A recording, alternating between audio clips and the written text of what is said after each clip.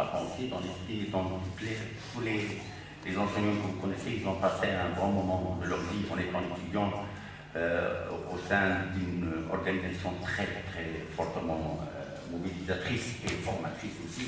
Et il l'a été pour nous tous, c'était lui-même. Et par la suite, en grande partie, il y avait le syndicat national. Nous avons appris une des choses, un des principes les plus importants, c'est que tout change, rien n'est figé. Actuellement, nous vivons un monde qui change trop vite. Il change trop vite, à tel point qu'on n'a pas le temps d'assimiler ce qui est devant nous et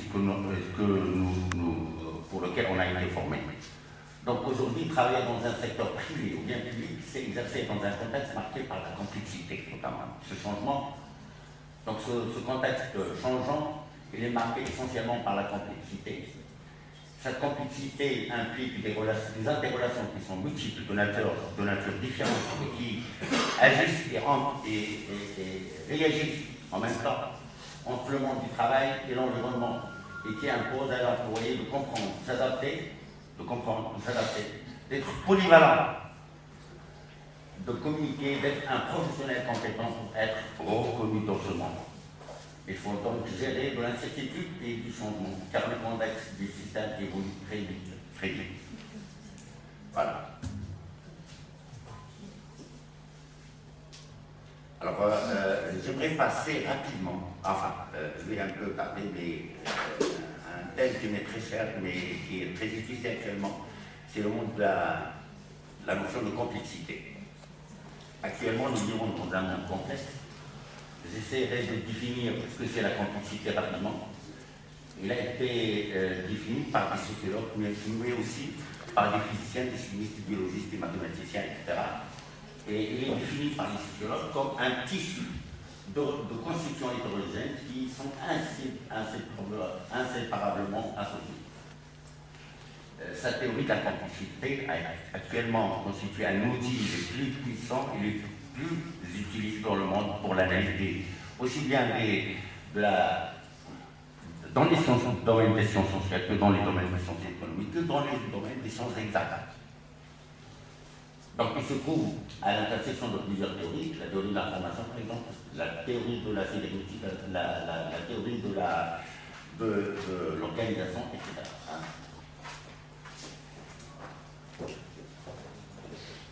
Alors dans ce cadre-là, c'est encore une personne qui veut évoluer avec un projet professionnel. Il a peu de temps pour évoluer dans son propre projet professionnel, d'intégrer des connaissances, de se construire un socle de compétences mobilisables et transférables dans des situations nouvelles. Parce que c'est ça qui est demandé effectivement, parce qu'on demande à chacun de nous, à chacun des membres de la société d'avoir des compétences qui sont mobilisables, c'est-à-dire qu'on peut utiliser pour des situations données et qu'on peut aussi faire transférer des situations par les situations, parce que les situations changent. Alors, qu'est-ce que ça signifie, cette notion de compétence? Est-ce que comment se produit une formation? Est-ce que cette compétence est un produit de la formation, c'est-à-dire au cours de notre cursus scolaire ou universitaire, et comment il se constitue? Voilà les questions qui se posent. Mais je vais rappeler qu'est-ce que c'est un système complexe. Donc un système complexe, c'est un système composé d'un nombre variable de constituants qui interagissent de manière non linéaire. Le mot non linéaire est très important parce que avant, même dans les analyses qui nous ont été les nôtres à un certain moment, il y avait une certaine linéarité dans l'approche et on constituait qu'une cause implique un effet. Et c'est tout. Maintenant, on sait que l'effet est là, il réagit en boucle et il devient lui aussi cause. Et de là se créent des boucles de rétroaction qui donnent des non-linéarités, les collègues mécaniciens le savent ici. Mais ces systèmes complexes ne veulent pas dire qu'ils sont compliqués. Par exemple, une horloge comporte un certain nombre d'éléments qui est très compliqué, mais il n'est pas complexe. Parce que tous les éléments fonctionnent d'une manière mécanique au sens d'effet, de cause à effet. Et donc, on ne pose pas de problème de surtout d'incertitude, d'imprédictibilité. Donc il y a une différence à prendre entre la notion de système complexe et de système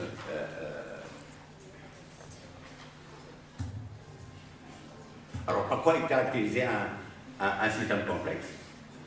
Par l'holisme, la notion d'auto-organisation et d'émergence, la notion de transition de phase, de bifurcation, ces termes utilisés soit par les physiciens, soit par les matheux, ils sont différents suivant le domaine. Il y a le chaos qui est une des sources de la complexité, et puis il y a la notion d'adaptabilité parce qu'il est imposé maintenant de façon très simplement dans le domaine dans tous les domaines.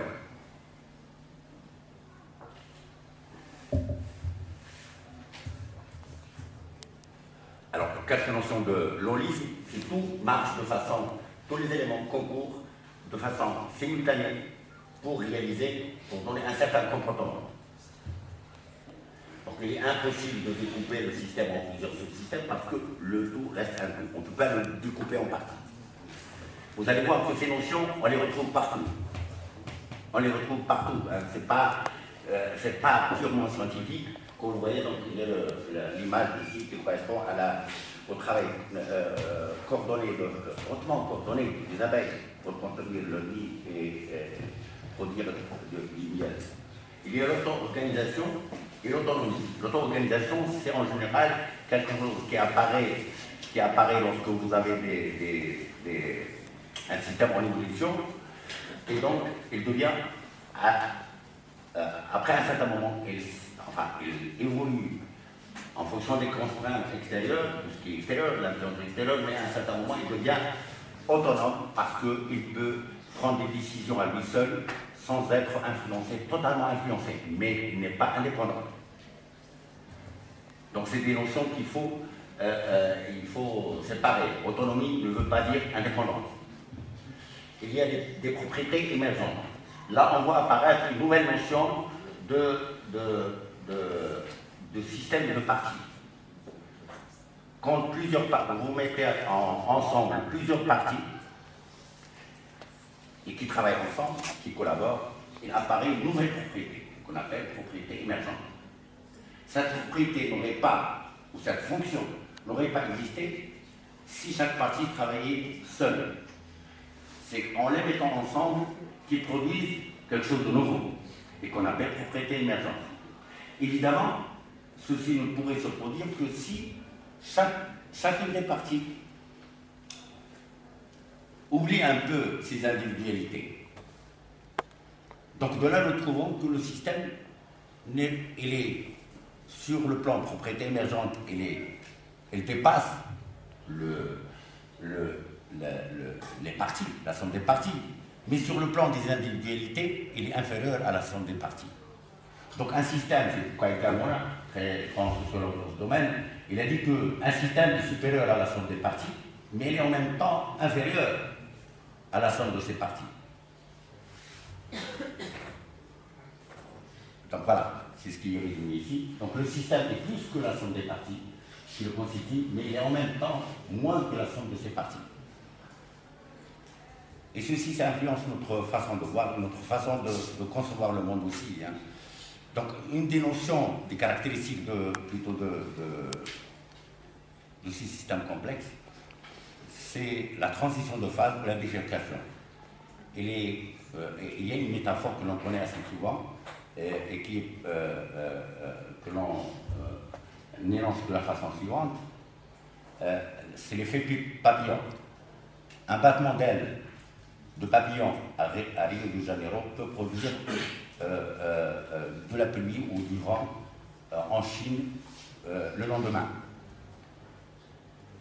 Un papillon, les battements d'aile d'un papillon, c'est rien du tout. C'est un effet insignifiant qui n'a aucune importance et pourtant il pourrait produire des effets énormes en Chine le lendemain. Alors ça, il a des effets, des conséquences très importantes parce que d'abord, c'est un effet insignifiant.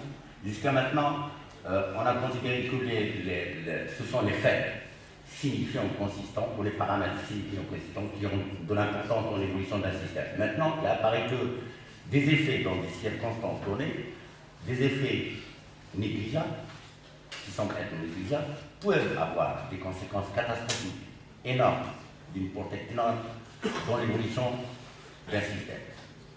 Et c'est une chose qui peut s'appliquer aux entreprises, qui peut s'appliquer à un pays, qui peut s'appliquer à une organisation, qui peut s'appliquer à une personne elle-même, à un individu.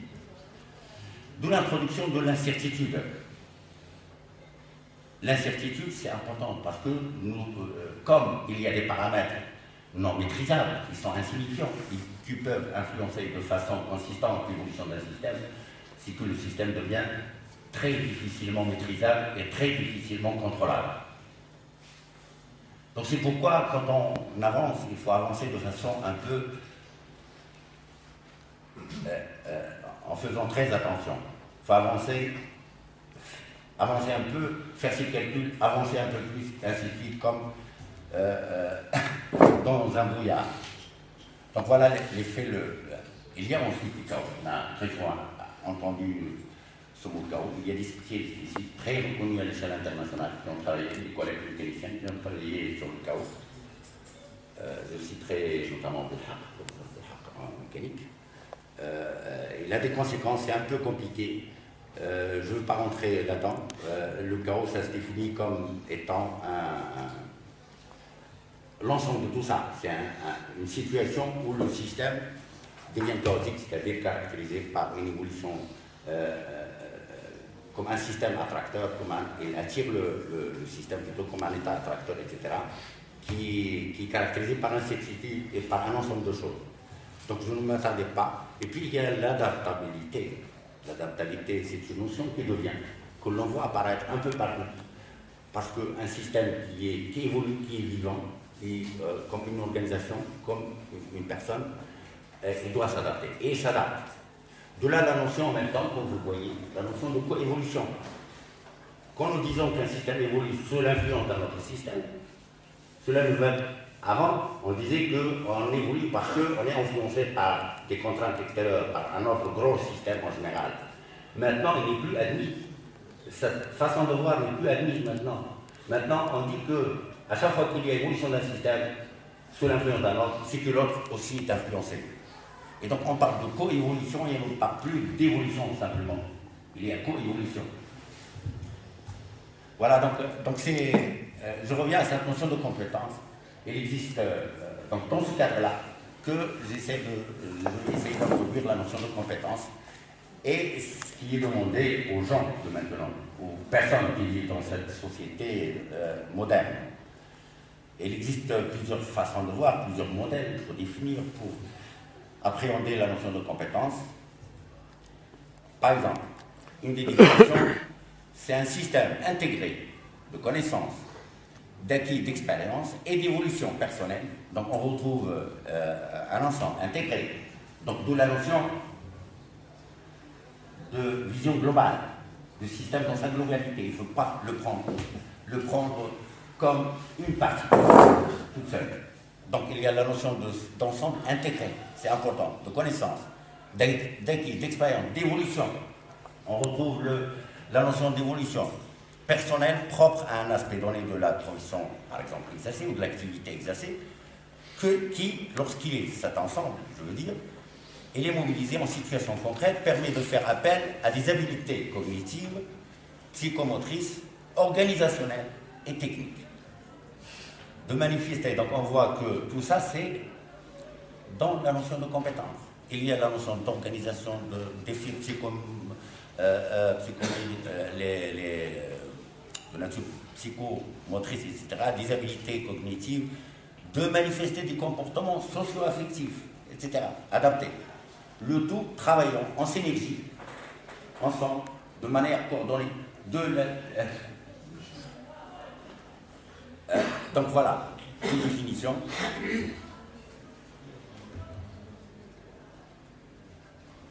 Donc la compétence nécessite le plus souvent des qualités spécifiques à l'individu,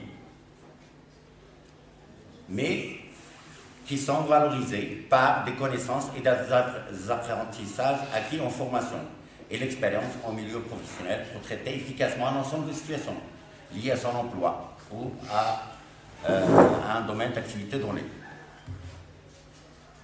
Comment on acquiert une compétence? Donc il y a plusieurs autres définitions qui mettent directement en évidence les notions que j'ai abordées tout à l'heure.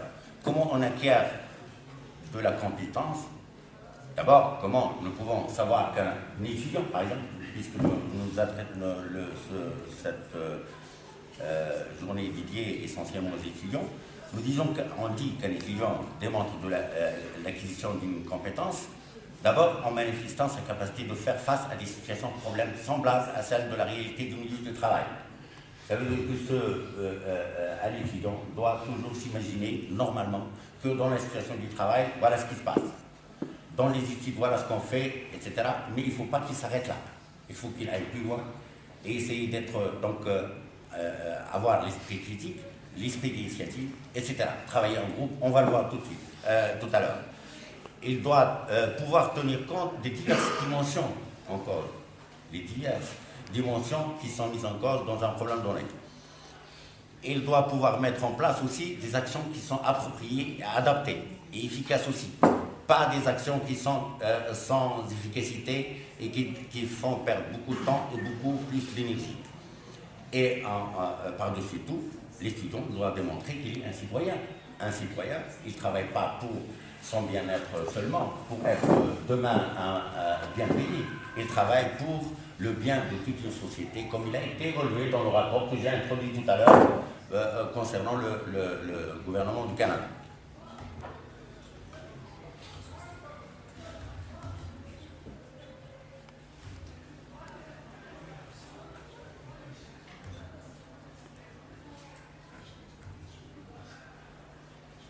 Alors, une des notions qui apparaît à travers la notion de compétence, c'est la transversalité. C'est-à-dire qu'il n'y a pas de choses qui sont compartimentées. Il n'y a pas que des techniques à apprendre et puis s'arrêter là. Il y a la notion de transversalité qui s'impose maintenant. Un scientifique a besoin de connaissances en sociologie, en économie, de quelles connaissances, dans les domaines organisationnels, etc. On est tous appelés demain, ou après-demain, à organiser quelque chose. On est demain appelés à faire face à une situation sociale. On est tous appelés aujourd'hui ou demain à faire face à une situation économique, à une situation financière.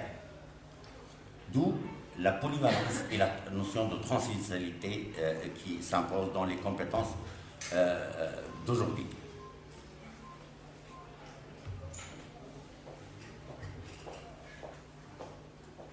Alors je parlerai des... Donc, il y a essentiellement aussi des compétences méthodologiques. Alors, les compétences méthodologiques, il y a des méthodes qui sont un ensemble de démarches nécessaires pour atteindre un but dans un rapport rationnel entre le matériau et les données. Il a des données, mais il a des matériaux, mais il a aussi des objectifs. Il y a de bonnes méthodes de travail qui aident à s'adapter à de nouvelles situations. Il faut se les approprier. Les méthodes sont souvent spécifiques à chaque science et à chaque discipline en tant que système de division en connaissances. Mais il faut pouvoir s'armer de plusieurs méthodes à la fois pour faire face à des situations qui sont complexes.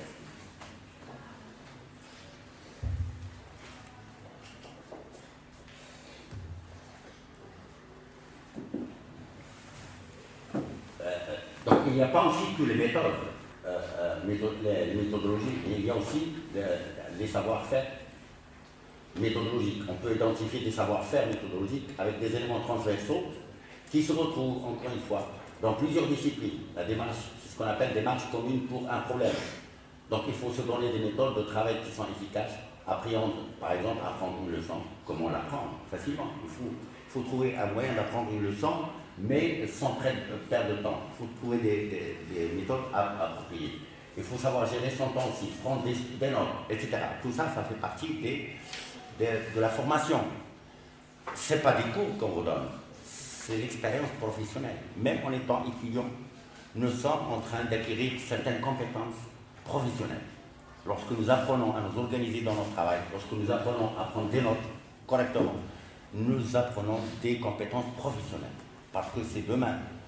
Parce que, comme on va le voir si j'ai le temps, sinon je le dis tout de suite, c'est les compétences ne s'apprennent pas du jour au lendemain, ils s'apprennent au cours de l'évolution de toute la carrière de la personne.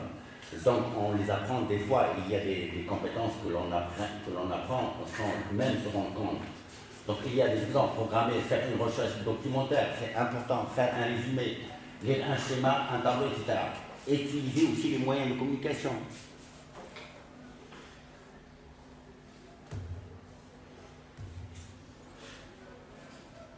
Il y a aussi des compétences personnelles et sociales. Comme je l'avais rappelé tout à l'heure, nous ne sommes pas tout seuls, chacun de nous fait partie d'une communauté. Soit une communauté de travail, soit une communauté d'étudiants, soit une communauté d'amis, soit autre chose. Donc il faut construire une pensée et prendre conscience de son cheminement personnel. Il faut aussi prendre conscience de ce cheminement pour savoir que nous progressons dans l'évolution de notre dans le profil, le panel de nos compétences ou non. Pour un problème spécifique et dans un contexte particulier. Alors l'étudiant passe du spécifique au transversal avec un apprentissage de capacité générale en étant aidé ses besoins par un médiateur. L'enjeu va être donc maintenant de savoir utiliser et transférer les compétences acquises vers des situations de travail. C'est-à-dire que notre étudiant, il doit savoir que non seulement il vit, sa vie, ce n'est pas les études, c'est transitoire, c'est ce qu'il va faire après. Il y a des savoir-faire, donc on peut faire, à travers tout ça, on peut faire une distinction de savoir. Donc il y a plusieurs types de savoir que l'on peut introduire. Il y a les savoirs théoriques. C'est ce qu'on acquiert en général, donc ce sont les connaissances générales théoriques correspondant au savoir disciplinaire. C'est ce que nous faisons dans la faculté des sciences, ce font les étudiants dans la faculté des lettres. Donc ce sont des savoirs théoriques. Mais ce n'est pas suffisant, ça ne constitue qu'une toute petite partie dans les compétences que l'on a. Il y a les savoir-faire opérationnels qui sont liés à la pratique professionnelle, qui sont techniques, méthodologiques, qui sont stockés parce qu'on les apprend au fur et à mesure sans même nous rendre compte. Ils sont donc stockés et mis en œuvre dans des actions au moment voulu. Il y a les savoir-faire référentiels. On se fait une référence. On se fait aussi des référentiels, etc. Il y a les savoir-faire relationnels, que l'on appelle souvent le savoir-être, qui désigne les capacités de coopération, les capacités et attitudes adaptées sur le plan des relations sociales. Donc nous, en tant qu'étudiants, par exemple, il faut que je sache comment collaborer avec mes camarades d'études, mais aussi comment travailler dans une classe avec mes enseignants, etc. Et comment essayer de soutirer de cet enseignant le maximum d'informations.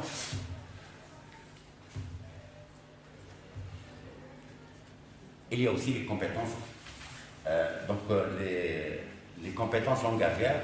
Ça, c'est un problème que nous vivons, notamment ici, je voulais le soulever, les compétences langagières, parce que nous avons constaté, comme il est constaté un peu partout dans le monde, qu'il y a un manque de compétences langagières chez les étudiants.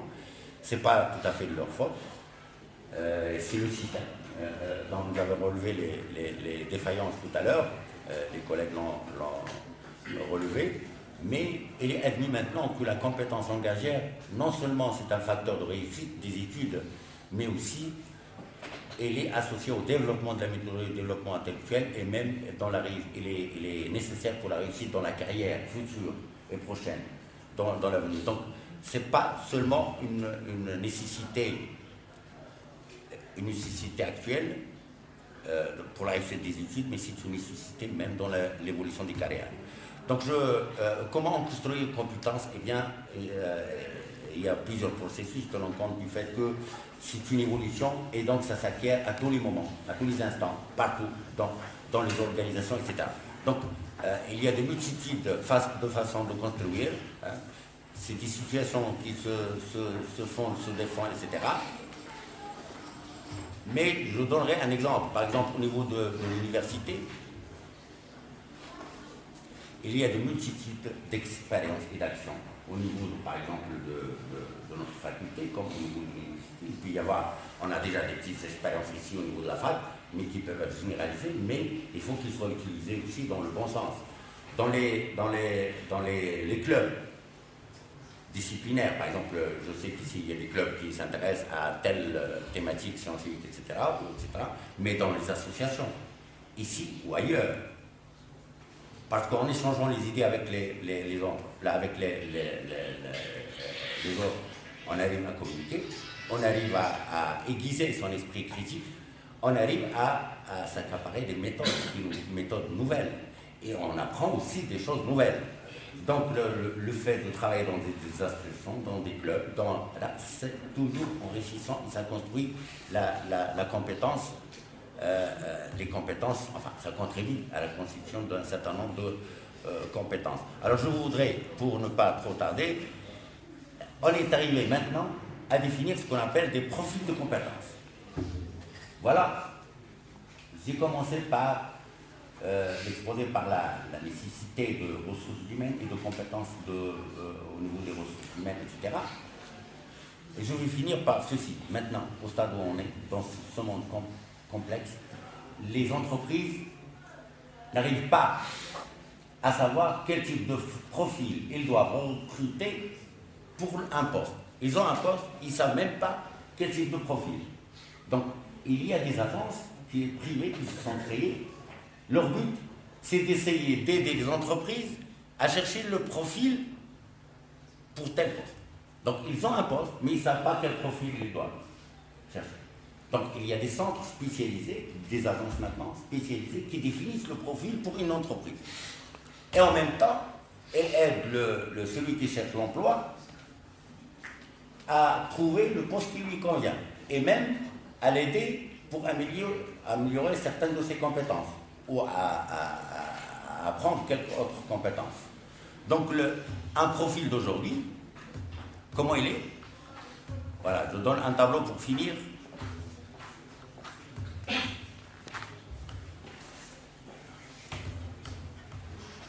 Voilà, je finis avec ce tableau pour voir. Hein. C'est les métiers.